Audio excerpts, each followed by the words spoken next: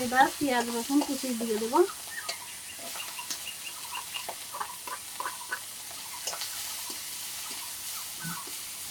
কাঁচা লঙ্কা চিরা,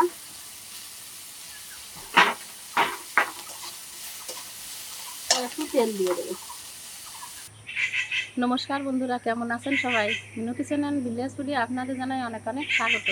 তো বন্ধুরা, প্রচণ্ড গরম, তাই গরমের দিনে আমি এই শাক ভাজি চিংড়ি মাছকে রান্না করব। তা আপনারা আমার সাথে থাকুন, আমি কীভাবে রান্নাটা করি।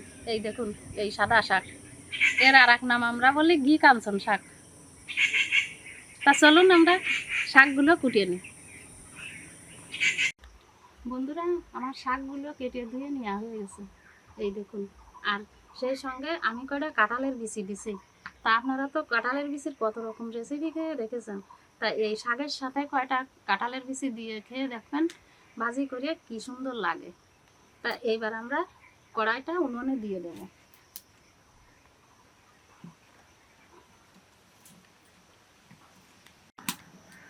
তেল দিয়ে দিলাম। প্রথমে আমি এই শুকনো ডালগুলো ভাজি করে নেব।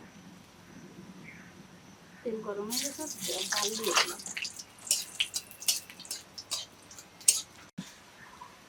ডাল ভাজি হয়ে গেছে, তুলে দিলাম, দিয়ে দিলাম লবণ, হলুদ দিয়ে দেবো, লবণ হলুদ।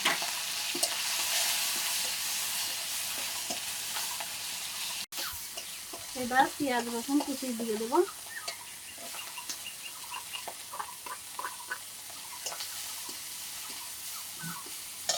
কাঁচা লঙ্কা চিরা,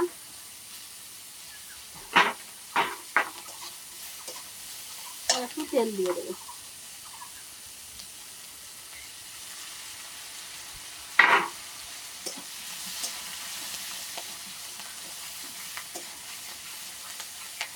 ভালো করে ভেজে নেব। চিংড়ি মাছ পেঁয়াজ রসুন ভাজি হয়ে গেছে, এখন এই শাকগুলো আমি ঢেলে দেবো।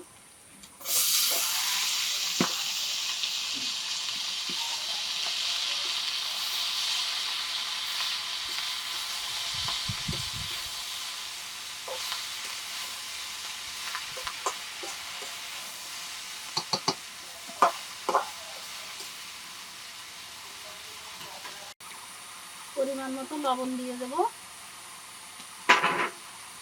আর হলুদ দিয়ে দেবো।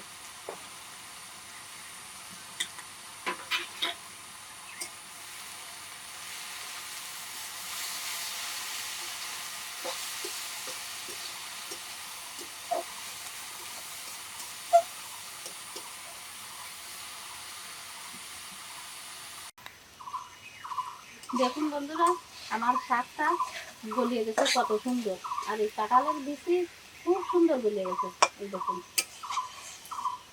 আর এই শাকের নাম হচ্ছে ঘি কাঞ্চন শাক। ঘি কাঞ্চন শাক যেহেতু নাম, খেতে লাগলেও একটু ঘিয়ের মতো সেন্ট বেরোয়।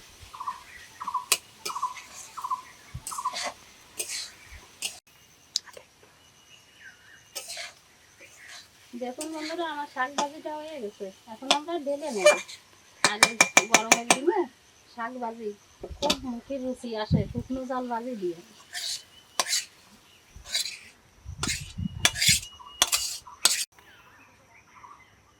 দেখুন বন্ধুরা, আমার এই শাক ভাজিটা হয়ে গেছে। তাই এই সাধারণভাবে এই শাক ভাজি আপনাদের কেমন লাগলো? বাড়িতে এইভাবে বানিয়ে খেয়ে দেখবেন। আর ভালো লাগলে লাইক শেয়ার কমেন্ট করে পাশে থাকবেন। আর আমার নতুন নতুন ভিডিও পেতে ফেসবুক পেজটা ফলো করবেন, ইউটিউব চ্যানেলটি সাবস্ক্রাইব করে দেবেন। তা সবাই ভালো থাকবেন, আর দেখা হবে আগামী ভিডিওতে। সবাইকে নমস্কার।